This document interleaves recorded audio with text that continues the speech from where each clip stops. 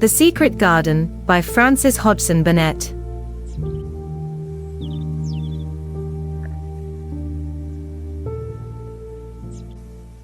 Chapter 6. There was someone crying, there was. The next day the rain poured down in torrents again, and when Mary looked out of her window the moor was almost hidden by grey mist and cloud. There could be no going out today.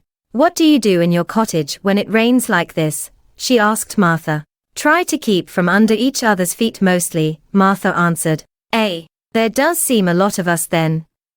Mother's a good-tempered woman, but she gets fair moithered. The biggest ones goes out in the cowshed and plays there. Dickon he doesn't mind the wet.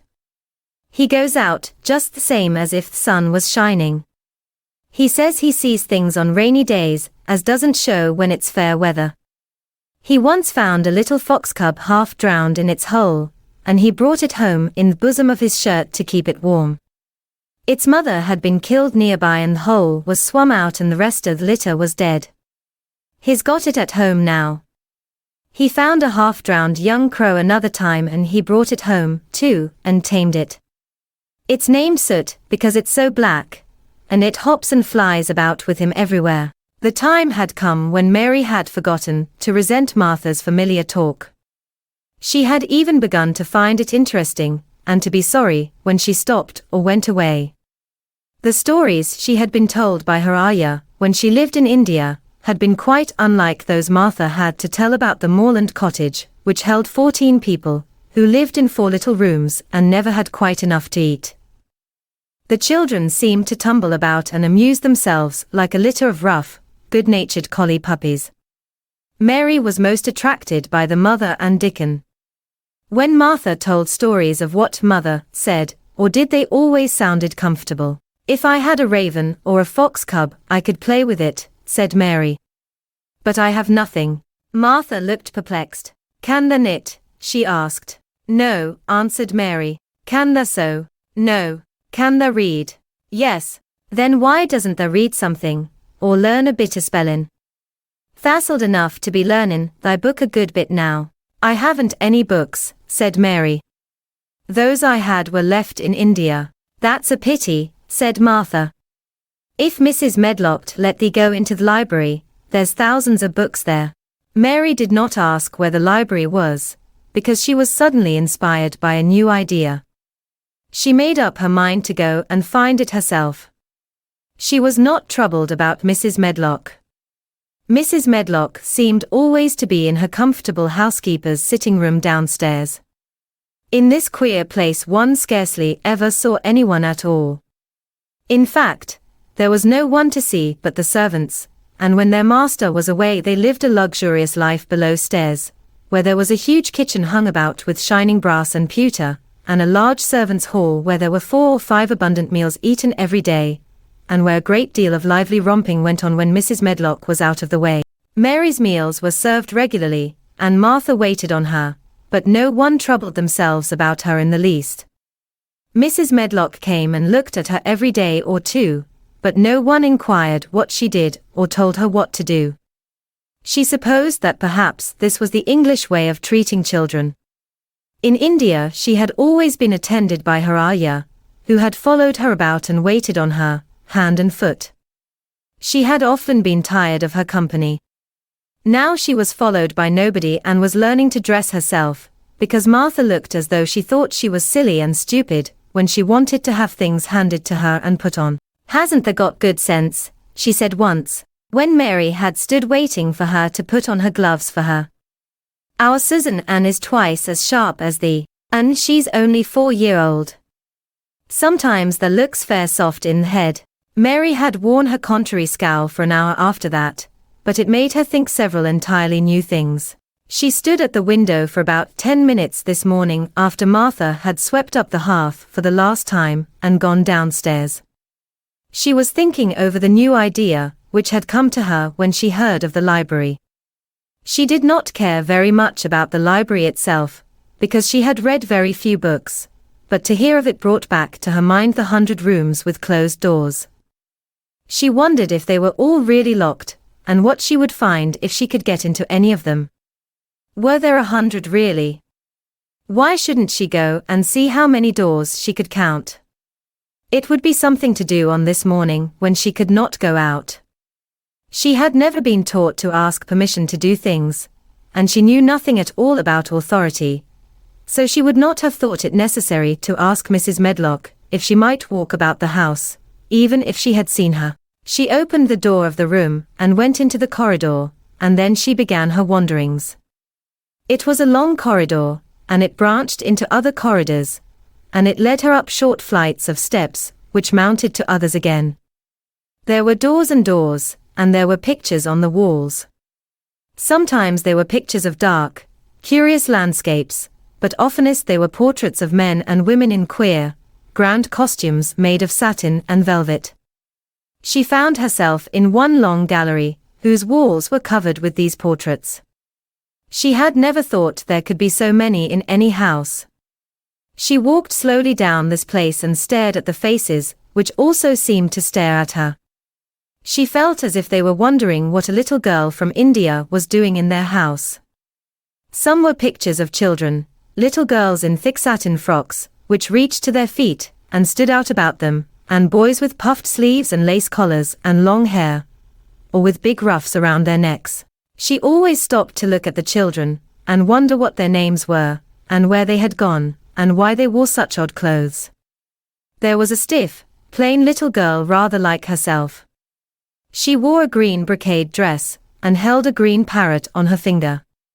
Her eyes had a sharp, curious look. "Where do you live now?" said Mary aloud to her. "I wish you were here." Surely no other little girl ever spent such a queer morning. It seemed as if there was no one in all the huge rambling house, but her own small self, wandering about upstairs and down, through narrow passages and wide ones, where it seemed to her that no one but herself had ever walked. Since so many rooms had been built, people must have lived in them, but it all seemed so empty that she could not quite believe it true.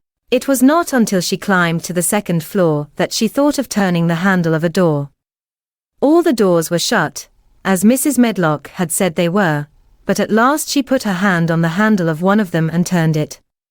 She was almost frightened for a moment when she felt that it turned without difficulty, and that when she pushed upon the door itself it slowly and heavily opened. It was a massive door, and opened into a big bedroom.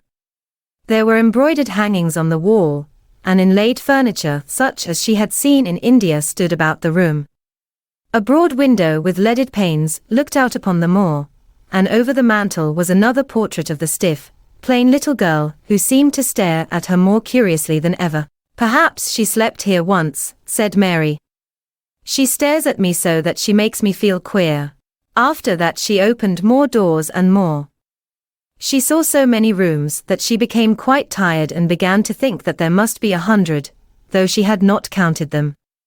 In all of them there were old pictures, or old tapestries with strange scenes worked on them. There were curious pieces of furniture, and curious ornaments in nearly all of them. In one room, which looked like a lady's sitting room, the hangings were all embroidered velvet, and in a cabinet were about 100 little elephants made of ivory. They were of different sizes, and some had their mahouts, or palanquins on their backs.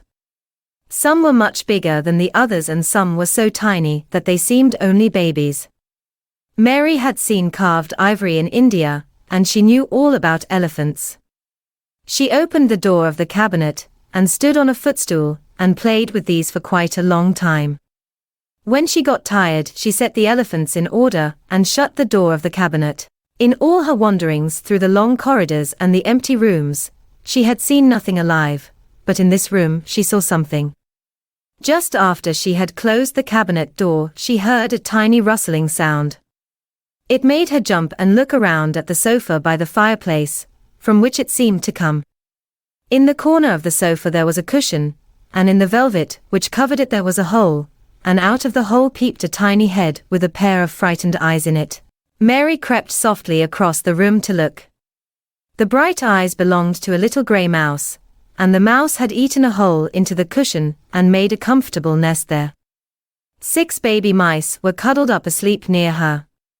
If there was no one else alive in the 100 rooms, there were 7 mice, who did not look lonely at all. If they wouldn't be so frightened, I would take them back with me, said Mary.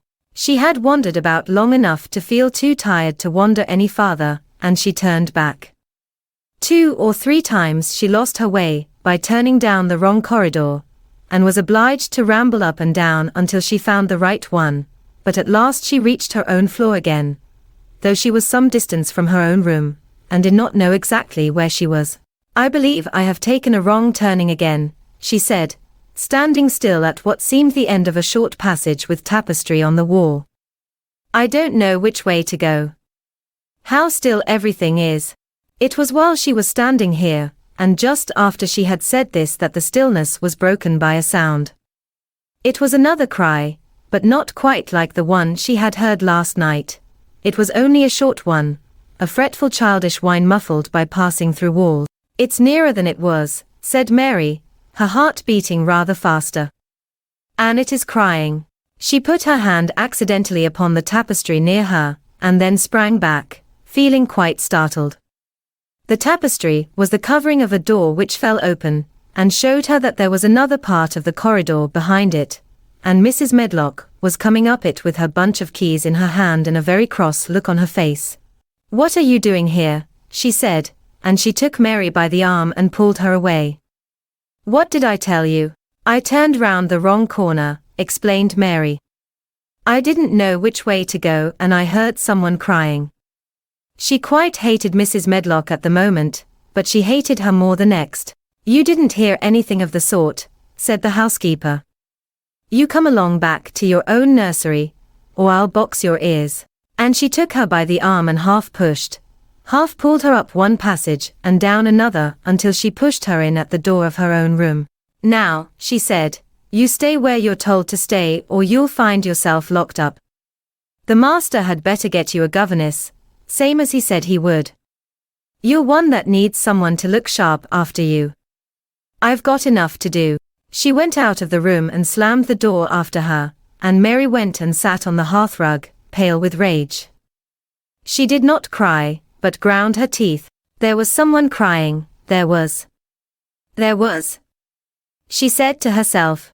She had heard it twice now, and sometime she would find out. She had found out a great deal this morning. She felt as if she had been on a long journey, and at any rate, she had had something to amuse her all the time, and she had played with the ivory elephants, and had seen the grey mouse and its babies in their nest in the velvet cushion. This is the end of chapter 6. Mary is becoming much more comfortable with her life at Misselthwaite. Mary realizes that she is beginning to enjoy both Martha and her stories of her family of 14. Martha's family, which appears tight-knit and loving, represents something entirely foreign to Mary. Because of Mary's isolated and emotionally distant upbringing, it was practically a secret that people lived like Martha's family does, which makes hearing about them all the more fun and compelling for her. Mary insists that she has nothing to do, as she can't sew or knit. Martha suggests she read and says that it'd be wonderful if Mrs. Medlock would let Mary into the library, but Mary has a better idea. She's not afraid of Mrs. Medlock, as Mrs. Medlock only looks in every day or two, and so she decides to explore the house after Martha leaves. Mary wanders into a long corridor, and looks at all the pictures. Most of them are portraits, though some are landscapes. She notices a portrait of a little girl who looks a lot like her, and she wonders where the girl is now. Remember that Mr. Craven is Mary's uncle. This makes it less surprising that some of the portraits resemble Mary. The fact that she can pick this out, however, shows that Mary is becoming more familiar with herself and can now recognize parts of herself in others, highlighting her developing sense of empathy. This newfound sensitivity can be attributed to the lessons she learned watching Ben Weatherstaff smile and making friends with the robin. While exploring the manner of many locked doors, Mary tries a handle on the second floor and it turns. She finds herself in a bedroom with furniture that looks a lot like what Mary had in India, with another portrait of the stiff little girl over the fireplace. Mary opens several other doors, and in one room, she finds a cabinet filled with 100 little ivory elephants. She plays with the elephants for a while and then, she hears rustling. Eventually, Mary gets tired and decides to return to her room. She loses her way several times and finds herself at the end of a corridor next to a tapestry. She hears the crying sound again, and in her anxiety, she puts her hand on the tapestry. She discovers that it's covering an entrance to a hallway that, at this moment, contains Mrs. Medlock. Mrs. Medlock is upset to see Mary, tells Mary that she didn't hear crying, and drags Mary back to her own room. Mary sits in front of the fire and angrily tells herself that she did hear someone crying. In the next chapter, entitled, The Key to the Garden, what other keys to the secrets of Misselthwaite do you think will Mary find? If you enjoy this audiobook, please leave a like and subscribe.